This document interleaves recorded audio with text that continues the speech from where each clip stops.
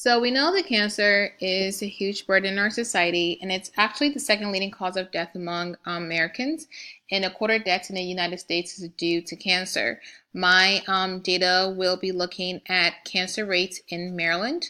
And my first raw data will be looking at cancer statistics in Maryland counties.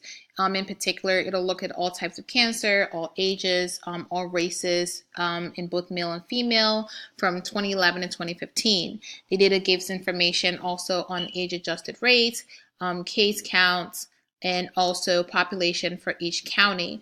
You can play with these values in ascending and descending order in Excel to help interpret the data better, but overall this data is hard to interpret and has very little meaning. The second set of raw statistics data also looks at cancer statistics in Maryland. This time it's looking at the rate of new cancer cases by race and ethnicity in both sexes, and also rate of new cancer cases by sex and race and ethnicity. Age-adjusted case counts and population is given for each race and sex. Overall, we know that this data can help drive information. However, this data is not very powerful. People don't always understand things with rows with numbers. This data and the previous data, they're both boring and doesn't generate much information. You have to be able to use the data to drive conclusions for it to actually matter. The data needs tools and strategy to get most out of it. And that's where visualization comes in. So earlier I showed you guys cancer statistics in Maryland counties. And what I did was I took that information, I populated it into the form of a map. By simply looking at this map, in addition to the color scheme, we can see that regions, for example, in southern east part of Maryland, have higher incident rates. We can also see that counties over here have lower incident rates, which can help draw conclusions about the region. Perhaps there are variations in medical care. Maybe this area has proportionally fewer smokers than other counties. We're not sure, but by looking at this map, we're able to draw conclusions about the cancer statistics in the counties in Maryland. Also great about this visualization tool is that you can hover over a specific county and generate data about that county. So for example, we can hover to Cecil County, which will give us information about the age-adjusted rate, case count, and also population. The next data visualization tool is in the form of a donut chart, and this is easily interpreted and also very easy to make. So this donut chart is looking at the rate of new cancer cases by sex and race and ethnicity. By looking at this donut chart right away, we can tell that white, male, and female have a higher number of cancer cases compared to the other races, though blacks come in as a close second.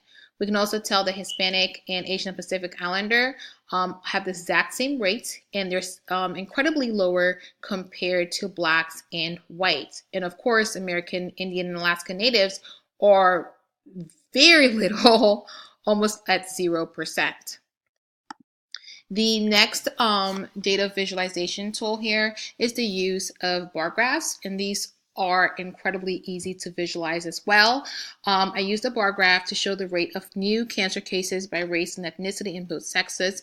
So I used the bar graphs to show different rates in male and also rates in female.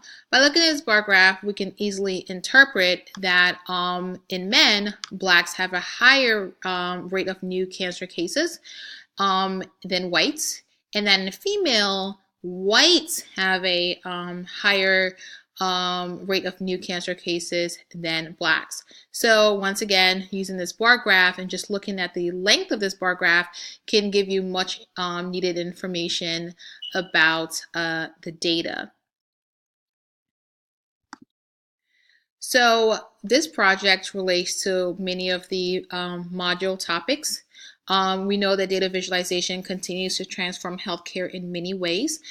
For example, there is a disease management web team application called MyCareTeam, which is a PHR that uses data visualization tools called a Total View, which gives users and medical staff a comprehensive view of all their diabetes-related data and also assists in the visualization of various factors that impact blood glucose levels.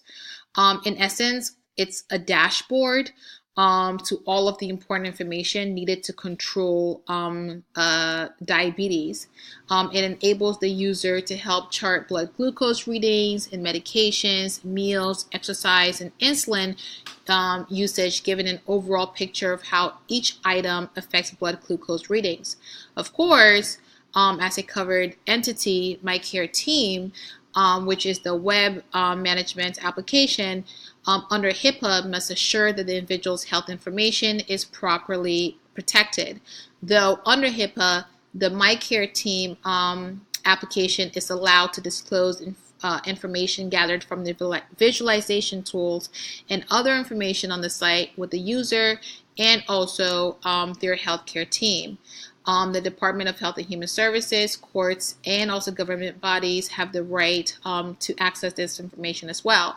There are also many other websites that is geared towards helping with folks who have cancer, and they also use data visualization tools to better interpret the data that's being generated by the patients. Once again, if this web management tool is a covered entity under HIPAA, then they are required to follow HIPAA laws. And that is all I have for today. Thank you.